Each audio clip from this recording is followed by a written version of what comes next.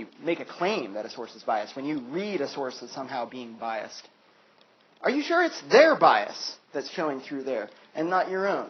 Perhaps this journalistic source has a tendency to portray the world in a way that's different than the way that you see the world. Is that their bias at work? Is it your bias? This is a combination of both biases. How often do you think about your own bias and the way that your own bias colors your attention and the way that your own bias colors the sorts of judgments that you make? Because you've got plenty of it. And some of it is partisan bias about kind of like political ideals that you might have, but there are all kinds. This gets us talking about rationality and emotion because bias, at least, it has this kind of implicit characteristic. It has a tendency to get tangled up with emotional judgments. And before we start talking about all the ways that that can go wrong, a plausible subtitle for today's session might be Your Stupid Brain and All the Way That It Tricks You. Before we start talking about all the ways that it goes wrong, maybe start off by making somewhat of a defense of emotion and its role with respect to rationality. So, typically, we tend to think of rationality and emotion as somehow opposed to one another. Somebody's being emotional, they're not being rational. In order to be rational, you have to be emotionless, perhaps cold, like Spock over here. Is this, how many of you would say, like, oh yeah, probably, Rosenfeld's, like, if you had to choose between Kirk and Spock, he's a Spock kind of guy? Is this what rationality looks like? No? Yes? Looks like different. Yeah, it could look like different. Well, what about Kirk over here, who's very emotional? These are two good friends, presumably maybe like two different characteristics of like human character. Which of them is more desirable? Do they need each other? They do. They do need each other. They need each other because you need to find that healthy balance between you're thinking rationally, but you're also doing what's good for your emotional well-being. Because if you're just feeding into your brain, your emotions are going to get so out of hand or so pushed down that you don't have any. And when a little thing will trigger, anything can trigger a... Well, that would presumably mean that you did have the emotions. You just pushed them down and ignored them. Yeah. And then they came out at some point. So does that mean that should we allow ourselves to be unreasonable? Should we allow ourselves to be irrational? Should we allow ourselves to believe things that we don't have good reasons to believe? You need to find a healthy ground, healthy medium. Healthy medium, yeah, this is maybe, like, we've been in this territory before. We're like, oh, there's this.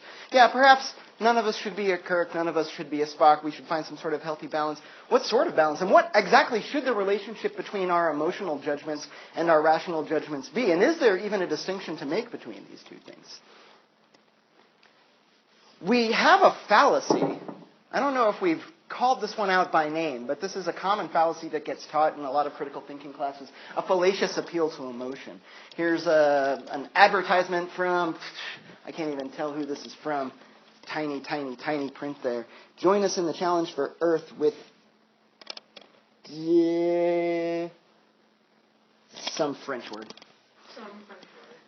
This is clearly some sort of environmentalist advertisement that says running a half-empty machine destroys the planet, and there's a half-empty dryer with a dead, I believe that's a jaguar coming out, and look at that, some red, and you can't tell the color so good here, but like those are red socks and other sorts of garments. It makes it look like it's bleeding all over the floor. Is this a manipulative appeal to emotion? Is this somehow, it is? Yes. In what way? Because it makes an appeal to emotion? Are all appeals to emotion manipulative? Are all appeals to emotion somehow irrational? I feel like it. You feel like it. Wow, that's your feelings.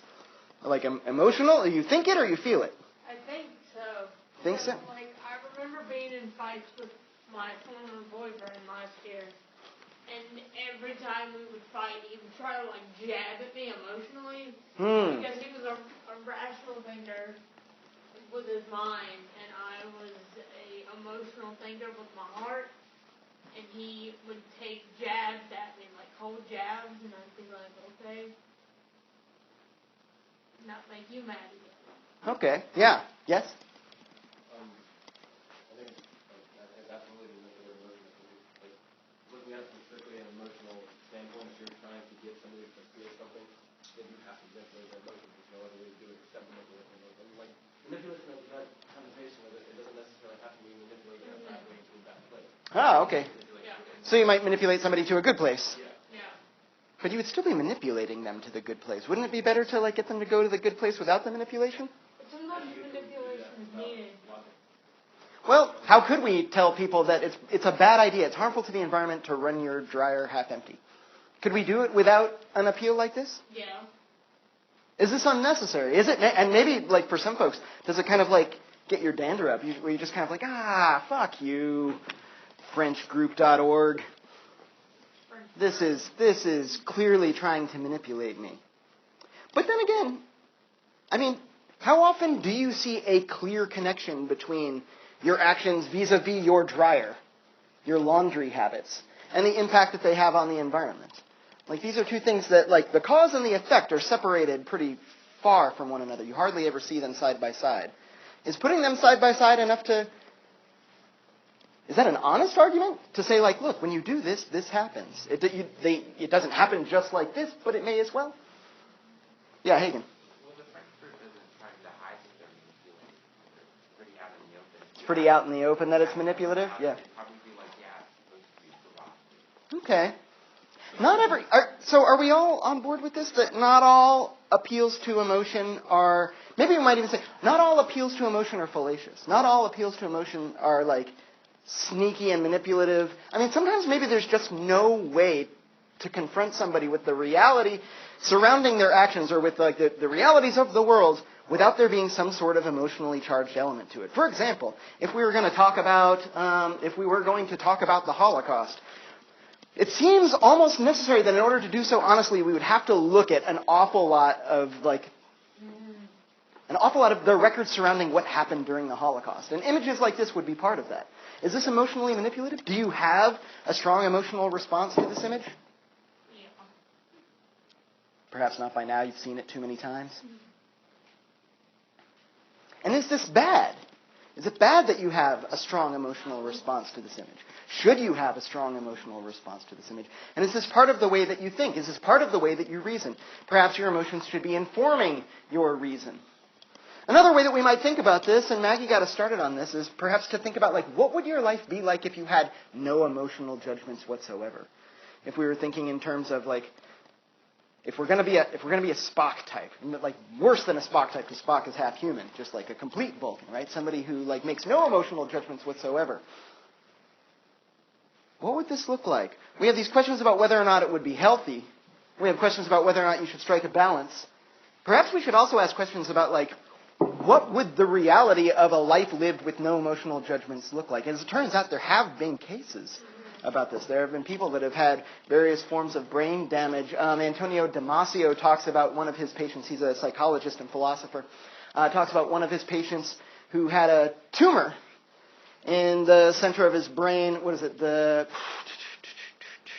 That center kind of near the amygdala, where you process your emotions. And he said this guy had a tumor in that place. The tumor was removed, and as a result, he then had what seemed like no emotional judgments. This patient would talk to Damasio with like a completely flat, emotionless face, no sort of judgment whatsoever, talking about all the ways in which his life was falling apart since the surgery, but seemed to not be bothered by it, seemed to not be happy about it either. He was just reporting on it seemingly objectively. This guy had all kinds of problems, not just that his life was falling apart, but like sometimes in really surprising ways. There was an instance where Damasio asked him to fill out his form. There was a jar of pens, some of them black, some of them blue. The guy sat there for like 30 minutes before somebody kind of prompted and was like, do you need some help? Because he couldn't decide whether he should use the black pen or the blue pen. There seemed to be no strong reasons for using the black pen versus the blue pen or the blue pen versus the black pen. So he just kind of sat there and was like, I don't know which one to do. He was paralyzed by indecision.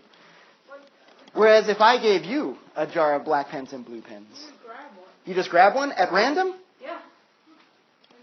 Do you do that when you have to like sign a receipt? Do you just grab a pen at random? Yeah. Do you sometimes grab the pretty one? Is it because you think the pretty one's going to write better? In fact, perhaps you have good reason to suspect that the pretty one won't write better because most people are going to reach for the pretty one, so it's more likely to be out of ink than the ugly ones. But these are the ways that we make so many of our judgments. We make too many decisions in the day to make all of them rationally. There's just no way. If you're confronted with a wall of possible cereal options, You should not be taking every single box down off the shelf to look at the ingredients, to look at all the nutritional information, to do like some comparison price shopping, maybe a little bit of this. Yeah, you couldn't make it through life if you made no judgments on a kind of like a gut emotional basis. It's just not practical. That's not the way that we're built. We survive because we're able to make fast, somewhat reliable gut judgments on the basis of emotion.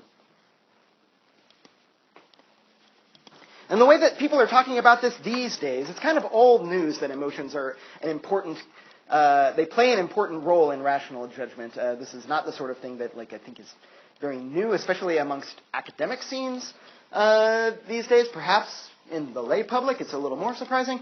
But the general consensus amongst the sorts of folks who talk about this is that emotions offer us rough and ready, kind of, sometimes we'll talk about heuristic judgments. That these are like very, very fast judgments about complex scenarios that are on the basis of past experience. It's kind of like your emotions are big induction machines. They're a little bit sloppy in the way that they operate, but they're fast. They operate somewhat in the background, unconsciously. You don't have to spend a whole lot of cognitive resources on them. You don't have to think very carefully. Your emotional judgments are always just kind of being made in your subconscious and helping you to navigate through the world. For the most part, you're getting these rough and ready heuristics. One of the folks who's been talking about this most recently, I think he had a book that came out in 2011, won a Nobel Prize in economics. I think the first psychologist to ever win a Nobel Prize, perhaps period, certainly the first psychologist to win a Nobel Prize in economics. Daniel Kahneman, have you heard this name before? Daniel Kahneman, his book Thinking Fast, Thinking Slow. He's not the first on the scene with this idea. People have been talking about it for quite some time. But he's leading one of the most recent charges in discussing the way that your mind works in terms of two systems. One that operates really, really fast and without you having to pay a whole lot of attention to it and is kind of always going on in the background. And another one that's way slower and more deliberate, takes a whole lot of cognitive resources in order to get it work. A thinking slow track, right? There's type 1 thinking, Kahneman calls it, and type 2 thinking. A kind of an automatic sort of thinking and a style of thinking that requires more effort. We've been talking for the most part about type 2 thinking, the sort of thinking that happens when you slow down, when you're careful, when you're deliberate about the sorts of judgments that you make. But type 1 thinking is important as well. It's something that all of us do, and we couldn't get by in the world without doing it. So, for example, when you see a snarling, barking dog like this, you don't have to stop and carefully reason through well, what could be going on? Well, look at it, he might be smiling. These are possibilities. Maybe he's grumpy about not being petted enough. Maybe I should go pet him to calm him down.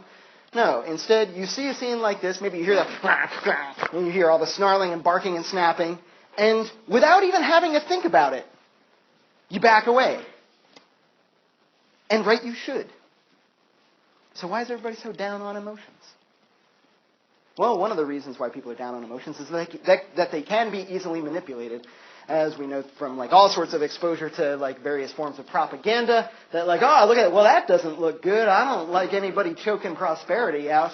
Oh, socialism? Yeah, that's bad. Let's stay away from it. Quick, if I'm not thinking very carefully, I make a quick emotional judgment about this. We have the same thing going on here, Russian propaganda about capitalism, with 3 capitalist forces in this cartoon, while the masses are kind of foundering down below them. They're fat and full of money. This also looks undesirable. You see a cartoon like this, you form an immediate emotional judgment about it. These things are manipulable. They're fallible. If you're not being careful, they'll lead you astray. And in fact, they are always operating when you're not being careful. So this is something to worry about. Whenever you find yourself having a very strong emotional response to something, you should be asking yourself this question. Is this emotional response alerting me to something that's important about this situation? Is it cluing me into something that I need to be paying attention to?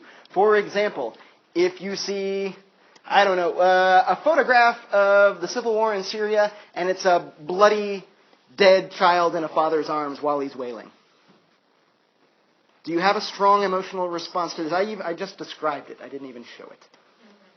Do you have a strong emotional response to this? Should you? Is this alerting you to, so when I ask should you, ask yourself, is this alerting me to something that I need to be paying attention to? Or is it perhaps distracting me from something that I need to be paying attention to? Or perhaps it's doing both. It's alerting me to one thing, but to the exclusion of other important things, right? So, there are more things to think about. So is it alerting me to something important? Is it distracting me from something important? Is my emotional response proportional to the state of affairs? Like I should have some sort of response to it, presumably. But perhaps my response is so strong that I can't think clearly about the issue anymore. It's not just, it's alerting me to one thing, it's blocking out all of the others. Perhaps I need to temper that emotional response, if I can. If possible, and we would say, like, how would you do that? Well, if possible, slow down your thinking. Try to switch yourself from type 1 thinking to type 2 thinking. Slow it down, be more deliberate. Check to see if your emotional judgment squares with your rational judgment, your cold, Spock-like judgment, if you can separate the two. If you can separate the two and the two aren't squared up with one another, they disagree with one another, you got problems. And it's not clear necessarily which one is the one that you ought to trust, your gut or your brains. But clearly you've got problems if they're not on the same page with one another. Even if you trust your brains over your gut every time, even if you say like, my guts have shit for brains, so like I'm not going to pay attention to them. That was a funny joke that nobody laughed at. Come on, guys. I thought Thanks. it was funny. The pity laughs. Those are the ones that get me through the day. Even if you decide that, my guts have shit for brains, and so you say, I defer to like my cold rational judgment every time. Well, first of all, it's not clear that your type 2 thinking, your cold rational judgment is going to kick in every time. And then second of all, it's not clear. Maybe your emotional judgments are seeing something that your rational judgments are missing. Maybe they've clued into it. Like, you don't know exactly what it is. There's some kind of like, especially if we're talking about very, very complex scenarios like this is dangerous. I've heard people talk about this like frequently when talking about whether or not if they're walking by themselves at night and they see somebody else walking towards them on the side of the street. These questions about like, can I reliably judge whether or not this person is dangerous? And you can have very strong emotional responses that'll tell you something about this. And sometimes when folks are asked to justify their responses, they say like, I can't put my finger on why, just something seemed off about them. And perhaps there's something reliable in that. Some kind of subconscious, implicit judgment that your type 1 thinking is making that like you can't put your finger on exactly what the reasons are, but because it's taking this kind of complex scenario in as a gestalt, maybe it's more reliable than my slow, deliberate, cautious, cold, rational thought process might be. You have a tendency for your rational process to want to be simple. In fact, I'm asking you to make that process simple in these argument analyses. But maybe the situation isn't simple. Maybe you ought to be trusting your gut a little bit more. So if possible, slow your thinking down, see if it agrees with your emotional judgment, and if it doesn't, then you've got like additional questions that you need to be answering. Yeah? That's what I was going to talk about. Sometimes logic likes to take its time with things. Like yes. Logic likes to go step by step by step. Yes. And that's its strength, right? Yeah. Because it's careful and takes its time, it can be more reliable. It has a tendency to be more reliable. Sometimes you need something that goes out of there. Sometimes you need a judgment now. Now. Yeah. And for that, emotional type 1 thinking, fast thought, does really, really well. I talked about this. I watched this thing on YouTube that's about like stuff like this, emotional and logical thought a lot. And I brought it all up in Philosophy 111 when we were talking about morals and morality type of thing. And it just puts a whole different perspective on the different thought processes. Yeah, for sure. For sure. And I think a lot of our moral judgments at bottom might be emotional judgments, right? Mm-hmm. Sympathy or empathy or pity for like those who are suffering. Mm-hmm. This is something that like motivates a lot of moral judgments. Mm-hmm. All right.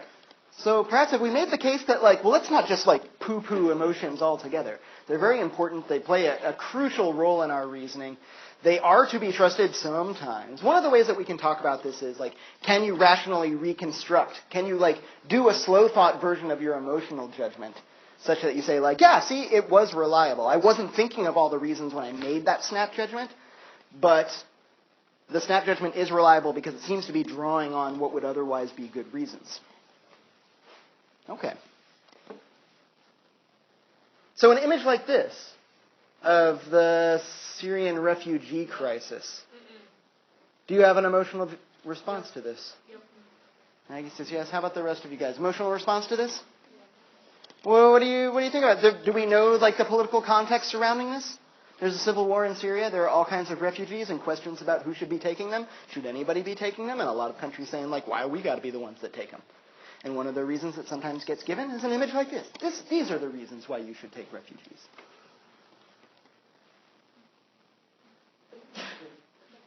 Do you make a certain sort of judgment when you see this as the face of the Syrian refugee crisis, as opposed to when you see an image like this as the face of the Syrian refugee crisis? Some folks will look at an image like this and say, like, whoa, whoa, whoa, that's a very different scenario than this one is. In this case, the people are being kept out by soldiers. You have some small children who look like they might be getting separated from their family here, and also are in a kind of situation that no child, I would go so far as to say, like, no child should probably be in that sort of situation. They're clearly upset. They're clearly distressed. Versus here's an image where, like, people aren't being kept out. This is, I think, in Germany, a train station in Germany, and a whole bunch of people, no women, no children, a bunch of young men, and instead of being kept out, they're being let in. Images like this they're ways of informing us about things. And these are, like, images are frequently used in journalistic media. More and more now that, like, it's web-based as opposed to, like, more text-based papers. And subtle differences, subtle, like, shifts in focus can trigger a different sort of emotional response. So, like, note it, trust it appropriately, but realize that it needs to be checked by a slower, careful, more rational approach to things. All right, so that was all the reasons why, like, your emotions aren't necessarily bad. You just need to, like, be somewhat in control of them. And then we move on to talking about how you're not in control of them. You're, like, very few of us are. There are deep sorts of systematic biases, way in which we construct type 1 fast thought, emotional judgments about things, that everybody seems to do them in the same way, and we do them mistakenly, and we do them mistakenly in a predictable sort of a way, in a predictable fashion, such that we always make mistakes in the same direction. This is usually what we refer to as a bias. And instead of talking about bias in terms of like, oh, this person is biased towards this political view or towards this sort of philosophical position, we can just talk about natural cognitive biases that every single human seems to have. And we can give evolutionary reasons for like why it is that we have these biases. These are the sorts of things that could save your life. But at the same time, these are the sorts of ways that that your type 1 heuristic thinking like makes snap judgments. But they're not always reliable. And in fact, the ways in which they're unreliable have a tendency to kind of accumulate. When everybody's making judgments with the same sort of bias, it can kind of snowball into like big sorts of rational mistakes that all of us are making.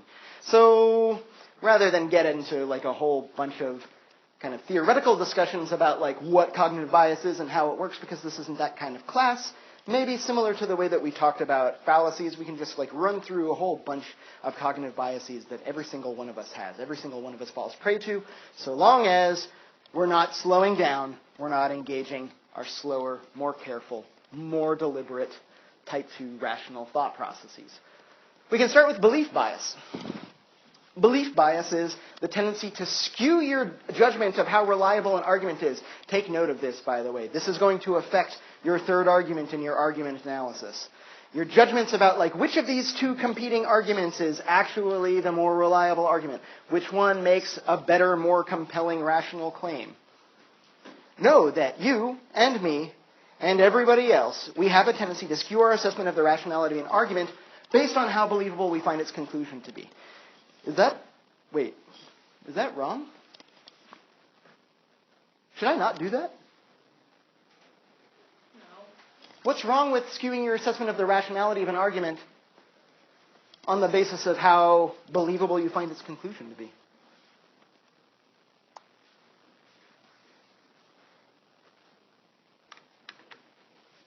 I can wait. Shall I ask it again? Sometimes the truth isn't as obvious as you think? Okay, yeah, sure.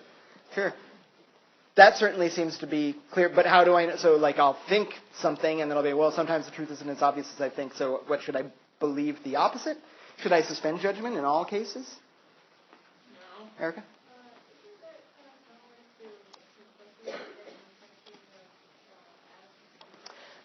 My criteria of adequacy of simplicity said I shouldn't make more assumptions than I need to in order to offer up an explanation, because every assumption I make makes my explanation a little bit dicier. That's not quite the same as this. It might be closer to the criterion of conservatism. Perhaps might be similar to this, to the criterion of conservatism, but I think it's doing something different as well. There should be something obvious about the way that this is structured that everybody should be like, whoa, hold on, I see a problem with that. Let's start maybe with looking at something slightly different, maybe related. What does a good argument do? Makes you believe the conclusion. Makes you believe the conclusion? I know people who aren't swayed by good arguments. What does a good argument do? Gives you good reason to believe the conclusion. The argument gives you good reason to find the conclusion believable. Belief bias says you have a tendency to skew your assessment of the rationality of an argument by how believable you find its conclusion to be. This is backwards. You're letting your opinion about the conclusion inform what you think about the quality of the argument. It's the quality of the argument that should be telling you how believable the conclusion is. This is like step one, like day one. This is your first cognitive bias. It's that we do the argument thing backwards. It makes us look like we're paying attention to reasons. We kind of go through the motions of like acting like a rational person. But if our assessment of how good or how reasonable or how compelling an argument is being colored by like your snap judgments about what the conclusion is, then like what's the point of looking at the arguments at all? This is a way of kind of going through the motions of type 2 thinking when really what's going on is type 1 thinking is in the driver's seat. Does that make sense? Mm-hmm. Why it's a problem? Okay. That's belief bias. Anchoring bias, something very, very similar. Anchoring bias talks about our tendency to find a position more believable if it's the first one that we've encountered, if it's the first one that gets its foot in the door. We've talked about this a couple of times. We talked about it in terms of like these rhetorical decisions about when you're offering multiple arguments, which one do you put first? Which one do you put last? Well, the one that you put first is going to get its foot in the door first, and everybody has an anchoring bias. I realize I could be teaching you dirty tricks to like fool people into believing things that aren't necessarily true. These are things that like you should be aware of so that you don't make these mistakes. Yes? What if you're trying to fool someone into believing something that is true? Should it be avoided? This is what you were mentioning too, right? Nothing wrong with being manipulative if you manipulate somebody towards good ends. First of all, we might say, like, yeah, have a little bit of humility. You might be, like, really, really confident about the ends, but maybe the whole point of not manipulating people into it is that you give them an opportunity to change your mind. Maybe there's something wrong with manipulating people, even if it's towards good ends. Hagen kind of shrugs his shoulders. Nah. So if we could lie to you to get you to do something good, and afterwards you're like, you lied to us. We're like, yeah, but it was for good.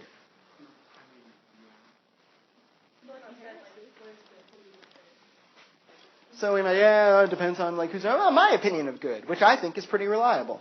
Let's not be so cautious about this that we never take a stand on what we think is right and what we think is wrong.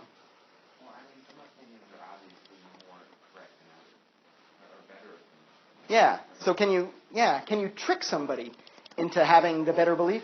One way of looking about this is that like it's not very reliable. If you've tricked them into the better belief, then like I don't know that they're going to stay there. Whereas if you convince them with good reasons, maybe they're more inclined to like actually stick with that position. I'm kind of inclined. Yeah, this is a difficult question, one that maybe falls outside of the scope of this class. Maybe something that's more germane to like an ethics course or a politics course, where we would talk about like, well, to what ends should we put these sorts of tools to? But I'll say, for the meantime, at least, I'm inclined to say that it seems like doing it in the way that's not manipulative seems better. If you can achieve the same result without being manipulative, maybe try that first. Maybe be really, really cautious about ever employing these sorts of manipulative tactics. So one of the things that allows you to call out somebody else when they're using manipulative tactics to bad ends, right? You say like, look, but you're using propaganda. And they'll turn around and say like, you use propaganda too. You just do it for the things that you think are right.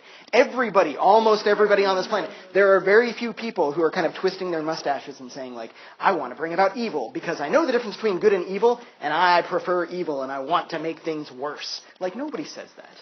Almost everybody's saying like, I'm trying to do the thing that I think is best and like, I'll do it by any means necessary sometimes. Like, ooh, maybe that's what gets us into trouble. All right. So anchor bias, watch out for it. Peak-end heuristic. This is one of my favorites because it applies oh so well to course evaluations. Peak-end heuristic is the way that if we're talking about your sort of evaluative judgment of an event that unfolds over a long period of time, we know that people have a tendency to like have their evaluation of that event colored primarily by some sort of averaging of what the most intense emotional experience of that event was and the emotional experience that they were having at the end. So, for example, if I put together like a shit class that was like totally boring, but there was like one day in the middle that was just like everybody lost their minds about how exciting it was. And the last unit at the end was also like some stuff that people they're like, oh, I was pretty into this. Most people would come away from the class with a pretty positive attitude. They would say like, yeah, I thought that was a pretty good class. Whereas if you start out the class really, really well, and the most intense emotional experience was like a really, really dull one, and then it ends kind of crappily. Even if we kind of tallied up all the days that were interesting, if we asked everybody to kind of like make a judgment about this lesson, this day, each time we averaged all those out, we're going to see it's different than the sort of peak-end heuristic that most people will use to kind of come up with some sort of gut judgment about their emotional evaluation of some sort of event. So pay attention to this as well. Hopefully not as a trick to use to fool people. Hopefully as a way to like be aware of when you're tricking yourself or being tricked by somebody else. Confirmation bias. These are all kind of clustered around similar sorts of themes. Confirmation bias has to deal with our tendency to overemphasize, sometimes completely ignore contrary evidence, but overemphasize evidence that confirms an idea that we're already kind of suspecting. This is a really, really big deal in induction, especially generalizations, where like the first whiff that you might get of a possible enumerative generalization, the first hint that you might get that there might be a pattern going on here, suddenly you start looking for the pattern. And once you start looking for the pattern, guess what? You're going to find all of the places where the pattern obtains, where it upholds. And what about all the cases where the pattern doesn't obtain? You ignore it. You'll just conveniently ignore them. I've encountered this more times than I really care to comment on with people who are into fortune tellers or astrology or something like that. I have some family members who are way into astrology, and I ask them about this, and they're like, my horoscope is really, really accurate an awful lot of the time. And I'm like, really? An awful lot of the time? It's accurate? Are you sure that maybe you're not just like really focused on all the times that it was right? First of all, these things are they're so vague that they could fit just about anybody. One of my favorite things, especially with these particular family members, is to read them their horoscope and say, like, let's see if this fits you. And then I read it, and they're like, that's totally me. And then I'm like, ha-ha, surprise. I read you the wrong horoscope. You're a Scorpio, but that was Sagittarius. What now? And they're like, duh. And they'll tell me about all the times that it was right. Or they'll tell me about all the times that they wore their lucky socks and aced the exam. And all the times that worked out. And I say, what about all the times that it didn't work out?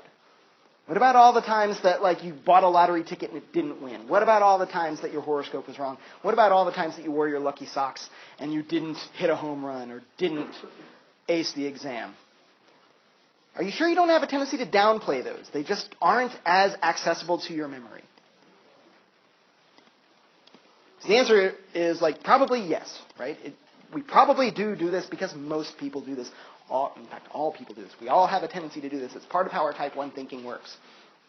Which brings us to something very, very similar, which is called the availability heuristic, which refers to our tendency to overplay the importance of things that have a strong emotional resonance or somehow or other are just more available to our memories. Sometimes this plays out in what's referred to as recency bias. So if something is, so this is a little bit similar to peak end heuristic, it's a little bit similar to confirmation bias. The thing that's happened most recently is the thing that's easiest to remember. So that's probably going to color your opinion. Combine that with an anchor bias, and we'll see that both what gets mentioned first and what gets mentioned last have a tendency to have a sort of elevated importance in the way that our type 1 judgments work. On top of that, we just get, sometimes things are more noticeable. There's a reference here to the toupee fallacy, sometimes the bad toupee fallacy. Have you ever heard of this, bad toupee fallacy? Bad toupee fallacy, it runs something a little bit like this. Somebody says, man, why are toupees so like crap? Like all toupees are so easily spottable. They're so obvious. Like when somebody's wearing a toupee, like it's so easy to notice. I don't know why people continue to wear toupees. What's possibly wrong with that judgment? Yeah. All the good toupees I'm just completely missing. We might see this in terms of like, hey, what's up with American tourists? They're loud and obnoxious as a general rule. Maybe you just don't notice the not loud and obnoxious American tourists. Maybe the ones that are loud and obnoxious are the ones that kind of like create an availability heuristic. They give you a bias towards what's more noticeable. And there's frequently also about like, insert group X. How come they don't assimilate better? Perhaps they do, and you don't notice the ones that are assimilating well. And you're giving preferential attention to the ones that stick out. This is not going to give you an unbiased look at a group, right? And this is why it is a problem. Decoy effect. If you're given two options, A and B, and asked to make a judgment about which one is better, sure, some other biases might come into play, but you might do a pretty reliable job of telling which one is better.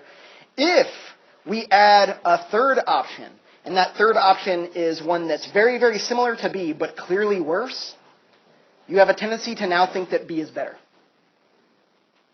This is referred to as decoy bias. It looks better. B looks better in comparison to C, so therefore you kind of give it a subconscious boost in your evaluation. Advertisers are great at this. Politicians are great at this too. Status quo bias. All other things being equal, we prefer things stay the way that they are rather than change, no matter how good the change might be. The IKEA effect, this is a fun one. Have you heard of the IKEA effect? You have a tendency to value things more highly if you played a role in building them. So if I can convince you that like this was in part due to like your labor, then suddenly you like it more. The backfire effect. Have you guys heard about this one? This is one that's been getting a lot of press recently. Backfire effect refers to situations in which once somebody has an entrenched belief, if we bring them evidence to the contrary of their belief, not only do they not change their mind, they believe that belief even more. They're even more likely to hold on to it after I've tried to convince them otherwise. This is really unfortunate. This is the opposite of how reasons are supposed to work, right?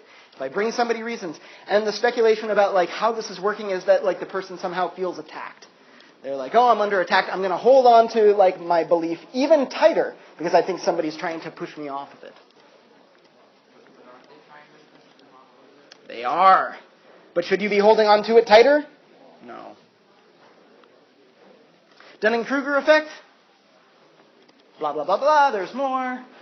Just world hypothesis, there's more. Rhyme is reason effect. If the glove does not fit, you must acquit.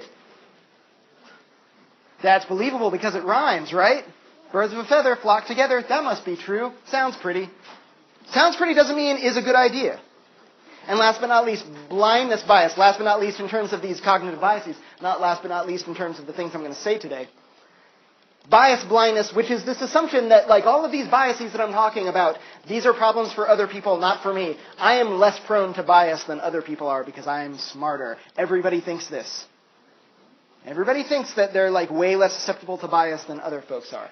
And keep in mind when we're talking about these cognitive biases, they are implicit. They are implicit biases. This goes back to what Hagen was saying at the very beginning of the class about that project implicit survey, which is asking you, the beginning of that survey is asking you about your explicit beliefs. Your explicit beliefs and your implicit beliefs are not the same. Explicit biases are things that you consciously believe. If somebody asks you a question, you will freely admit to the bias. I will freely admit to a political bias. I definitely prefer one party over the other. I have implicit biases as well, though, which are unconscious and I am not explicitly aware of. Frequently, our implicit biases can, and oftentimes do, conflict with our explicit beliefs. You have a clear explicit belief, for example, that men and women should not be treated differently in the workplace, but perhaps I have an implicit bias. Maybe if I'm a man, I have that implicit bias. Maybe even if I'm a woman, I have that implicit bias. That is completely at odds with what my explicit beliefs are, but gets revealed when I'm asked to make really quick snap judgments that I don't have time to think very carefully about. And those things add up. So what can we do about our implicit biases? Step 1, slow down. Slow down. You can't do it all the time, but sometimes it's important. This is like the number one thing that you can do to make your thinking better. Slow down. If you need to, rig incentives to identify your biases, rig incentives and other sorts of nudging structures to get you to work against your biases. If you identify that you have a tendency to misjudge one way, kind of like hitting a golf ball. If I have a tendency to slice to the right every time, aim a little bit to the left. And you might end up closer to where you want to be. Blind yourself to biasing cues if you can. If you're on a selection committee to hire somebody, perhaps it would behoove you to completely blind yourself to their gender or their race in order to trust that you're making a better judgment about this and not falling prey to some sort of cognitive bias. And last but not least, and this is really experimental, nobody's sure how well any of this works just yet, there are strategies of questionable effectiveness, but these are the things people are trying to get into now. There are strategies that you can use to train or de-bias yourself, which pretty much involve things like strategically confronting yourself with scenarios that contradict your bias over and over and over again to try to train it out of you. This is your stupid brain and how it always tries to trick you. And I guess that's unfortunate. That's the last thing. That's the last bit of information that I'm going to share in this class about how stupid your brain is and how it tries to trick you. As long as you're not in control, right? That's the type 1 brain.